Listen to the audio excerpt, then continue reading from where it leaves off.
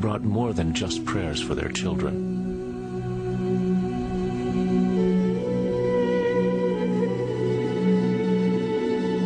Phoenician families, barterers to the end, had these life-size figures sculpted as a plea for a cure. We may think of Eshmun as a kind of a pediatrician for young children, and that those statues were actual offerings for the well-being or a cure for a disease that afflicted a young person.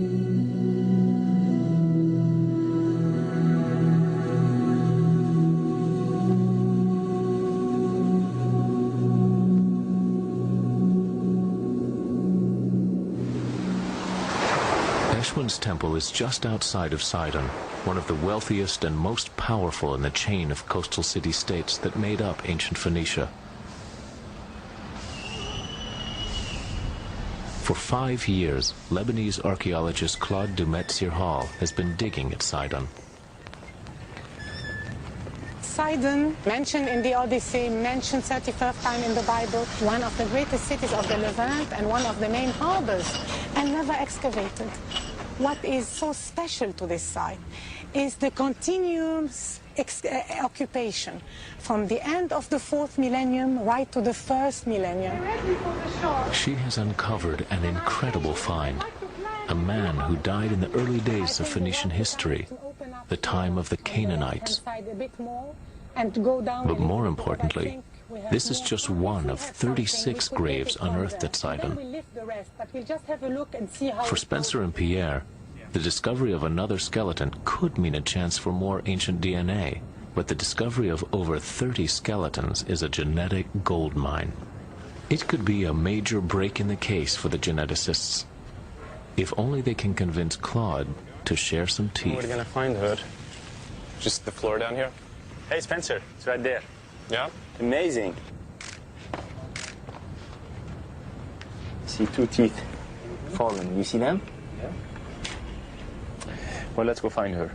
Okay. I really want to get these two teeth here. I mean, they're falling apart. I mean, it's not part of the skeleton anymore. That's what I'll tell her. Well, hopefully she'll see it that way. It's very, very difficult to get DNA material out of these skeletal remains. But if you can do that, it's invaluable. It's fantastic data. Archaeologists couldn't dig here for 15 years because of the civil war in Lebanon. But now, Claude's site may give her a first glimpse of the Phoenicians' ancestors in Sidon. Down there we go from the end of 4000 BC till the 5th century BC. But the importance of the site may actually work against Spencer and Pierre. Their research may have to take a back seat to scientists who have waited more than a decade to study such a find. There isn't a place in the whole of Lebanon where you can excavate the 3rd millennium with this facility. Yeah. It's a highway for 3rd millennium. It's fantastic. Burials just started, so we can sit together, see what you need. How much time would that be to say, okay, now I can give you a sample? It depends how much you need and how much it will take them. You see, I don't think... Yes, I know. Perhaps betraying his Phoenician roots, Pierre tries to cut a deal. There are 2 right here that are fallen off. You're having ideas. I have my stuff. Only when your back is turned, though. You actually need a population. So you need to look at variation across a group of individuals, perhaps at 1500 BC, the time of the Canaanites, and another one perhaps at 800 or 600 BC, the time of the Phoenicians, and see if perhaps there's continuity between those populations, if there's a genetic difference. And that gives us a check, a way of confirming the results that we get from the blood. But you know, I mean, you're a great archaeologist. I mean, it's a pleasure for us and an honor for us to work with you. I mean, it's a very nice site. It's a chance. It's a time machine. Yeah. So that was very promising. Oh, excellent. 30 samples. Promising as the site may be to Spencer and Pierre, it is even more promising to other scientists. They find they will be last in line to study the remains.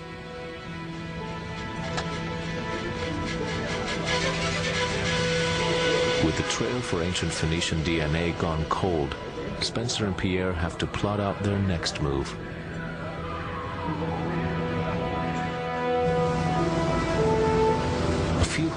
miles away, explorer Robert Ballard's troubles are far more serious. So we use one of them over there. Ballard had planned to return to the Phoenician wrecks found in 1999. And then we use This time with a remarkable new machine, the remote excavator Hercules. You have to choose which tools you want to go The down. breakthrough technology would allow him to be the first to fully excavate the earliest Phoenician ships ever found in the deep. But it's not going to happen. Ballard is stymied by international politics. Last time we were here, which was in 1999, Israel said that we were off their coast. And they came out with a gunboat, and that's pretty convincing. And they also sent observers, but they said, but you're beyond our territorial waters. Therefore, you don't have to ask permission. You're beyond our territorial claims. But then the law changed, and the border shifted, and it became Egyptian waters. Ballard was awaiting final permission from the Egyptians when the elusive Phoenicians slipped away again. All of a sudden, we get a letter from our State Department in Cairo saying that the Egyptian military deems our mission a threat to the national security of Egypt. Wow, that's amazing. I don't think we'll ever get back to those two ships. And they were very important ships. No one had ever found Phoenician ships. So basically, we're back to square one. Instead of pulling the plug, Ballard decides to take to the hunt. One of his new targets is an ancient sea lane between the island of Malta and Phoenicia's greatest colony, Carthage. In about 800 BC, the Phoenicians extended their reach across the Mediterranean and founded Carthage, which means new city in Phoenician.